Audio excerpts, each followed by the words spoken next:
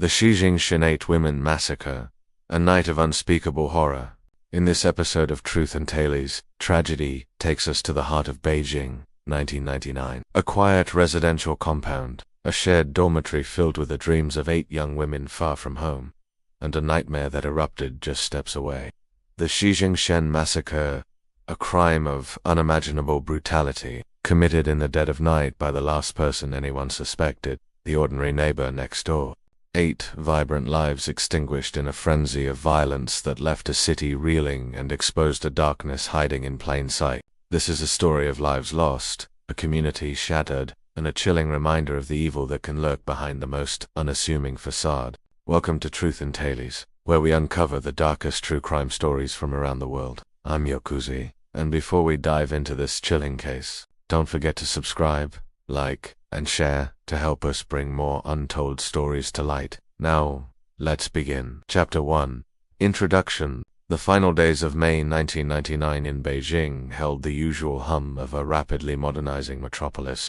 Migrant workers, the lifeblood of China's economic surge, toiled in countless jobs, dreaming of a better future. Among them were 8 young women from Fujian province, sharing a cramped, makeshift dormitory office in the Hongda residential compound, Shijingshan district. Their lives, filled with the simple routines of work and shared companionship, were about to be brutally extinguished in a crime so savage it would sear itself into Beijing's collective memory. The Shijingshan Eight Women Massacre. This wasn't just a murder. It was an eruption of unimaginable violence in an ordinary apartment building, shattering the illusion of urban safety and becoming one of the deadliest and most chilling single-perpetrator crimes in modern Beijing history. Chapter 2. Victims' lives and background. Who were these 8 young women? They weren't statistics. They were individuals with names, families, and aspirations, far from their coastal homeland. Employed by the Fujian Delhi Packaging Company, they worked long hours as sales clerks in Beijing department stores, selling delicate gold and silver jewelry, a stark contrast to the brutality that awaited them. The group is a vibrant mix of ages, ranging from 17 to 24.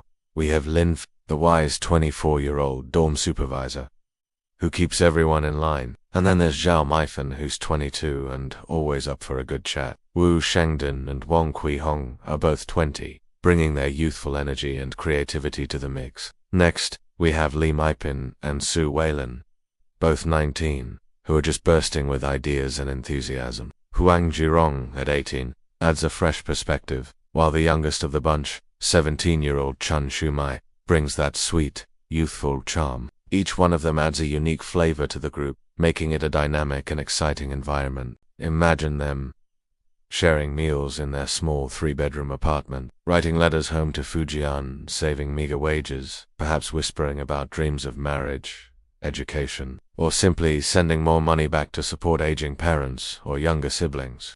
They represented the quiet courage and vulnerability of millions of internal migrants. Their dormitory wasn't just a place to sleep, it was their sanctuary in the vast, anonymous city, a space where they felt secure among friends from the same province, speaking their dialect. This sense of communal safety would prove tragically misplaced. Chapter 3. The Discovery. The nightmare began to unfold in the suffocating stillness of the early hours of May 30th. At precisely 3 a.m., the Beijing Emergency Center received a call that would haunt the operator. A woman's voice, choked with pure terror, screamed down the line. "Someone is killing us.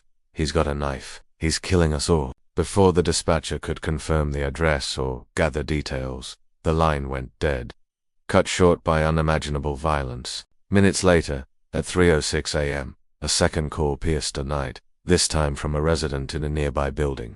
They reported seeing a horrifying sight, a young woman, drenched in blood, lying motionless on the ground near a parked van. Police cars, sirens, wailing, converged rapidly on the Hongda compound. Arriving at apartment 203, officers were met with a scene that defied comprehension. The heavy scent of blood filled the air. Inside, 7 young women lay slaughtered.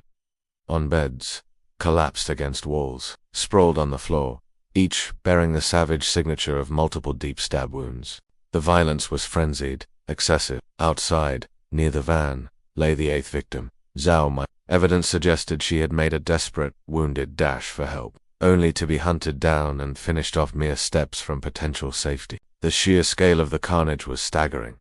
Collectively, the women had suffered well over 100 stab wounds, inflicted with a single, sharp blade. The brutality was visceral, leaving seasoned investigators shaken. Chapter 4.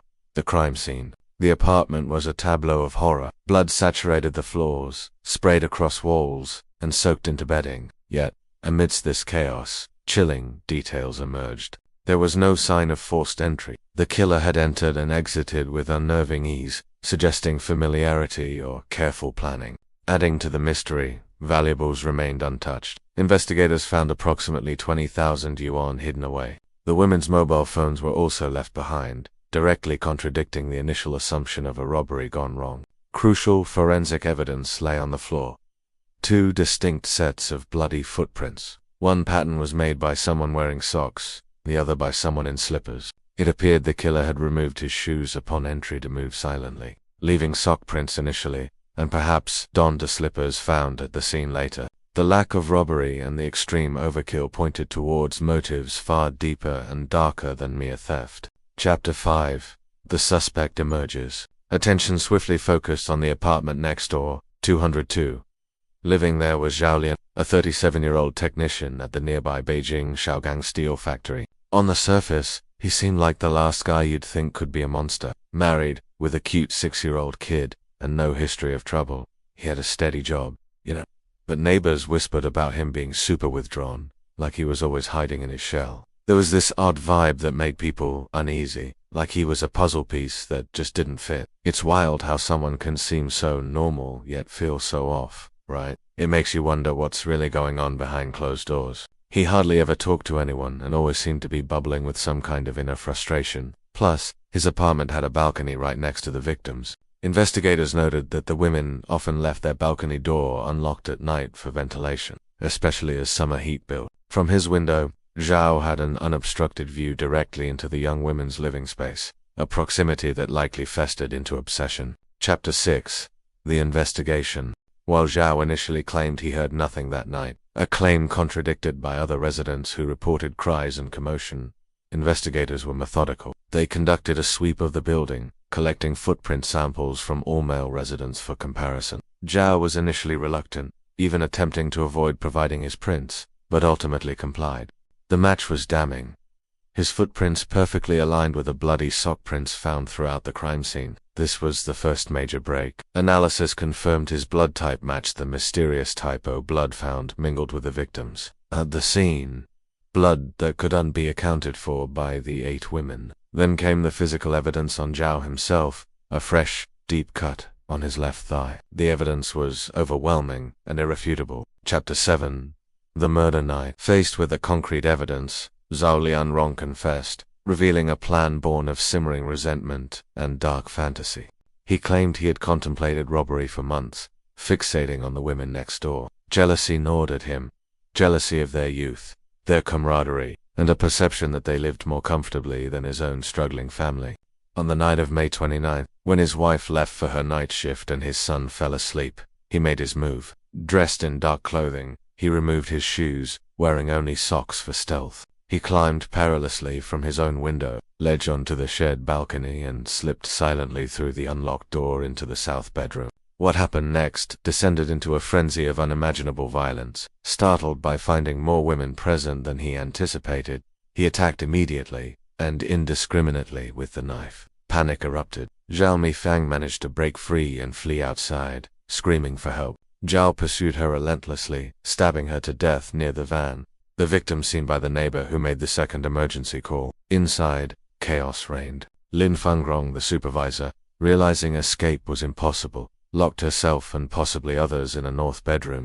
Simultaneously, another terrified woman managed to make that desperate, truncated 3 a.m. emergency call before Zhao silenced her forever. Fueled by rage and panic, Zhao then broke down the locked bedroom door, slaughtering the women who had sought refuge there. In less than 20 minutes, 8 lives were extinguished in a storm of senseless brutality. Chapter 8. The motive. While Zhao cited robbery as his primary motive, the details of the crime screamed otherwise. The untouched money and phones demolished the robbery premise. The sheer number of stab wounds per victim, the frenzied nature of the attack, the hunting down of Zhao Maifan, misogyny, and a desire for annihilation. His confession hinted at envy of the women's perceived freedom, their youth, and their shared lives, contrasting sharply with his own feelings of inadequacy and isolation. Psychiatrists who later examined him suggested possible underlying personality disorders, but the trial focused on his actions and intent. This was far more than a botched theft. It was a targeted massacre fueled by a toxic mix of resentment, voyeurism, and homicidal rage. Chapter 9. Legal Proceedings. Verdict. An execution. Xiao Lianrong's arrest in mid-June 1999 was met with public outrage. His trial was swift. His defense lawyers argued that robbery was the intent, implying the killings weren't premeditated murder, but a consequence of the robbery spiraling out of control. They pleaded for leniency, perhaps life imprisonment. The court, presided over by Judge Liang Guoxing, categorically rejected this argument. The evidence, the planning, the extreme violence, the multiple victims, and the lack of any actual theft proved deliberate and premeditated murder. The sheer brutality and loss of life demanded the ultimate penalty. On July 2, 1999, barely a month after the crime, the Beijing No. 1 Intermediate People's Court sentenced Zhao Lianrong to death. There was no reprieve.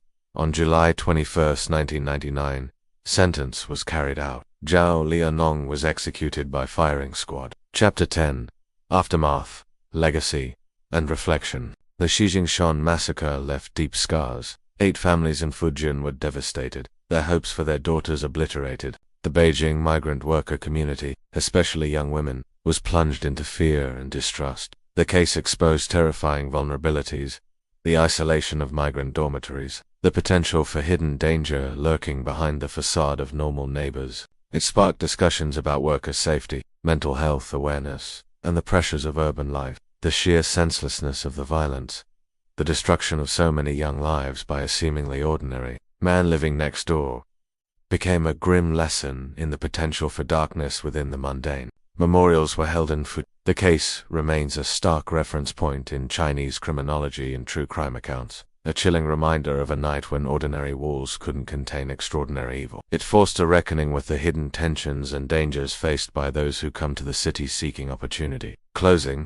The story of the Shijingshan 8 women, Lin Fingrong, Zhao Maifeng, Wang Quihong, Li Maipin, Su Weilan. It's a somber testament to the fragility of life and a harrowing reminder to cultivate vigilance, compassion, and community, lest the darkness that descended upon Apata in 203, that May night finds another place to fester. Their memory endures as a call to value and protect the vulnerable among us. If you liked this episode, don't forget to like, share, and subscribe. Leave a comment of what you think of this story. Stay tuned for more chilling true crime stories. Links to sources are provided in the description.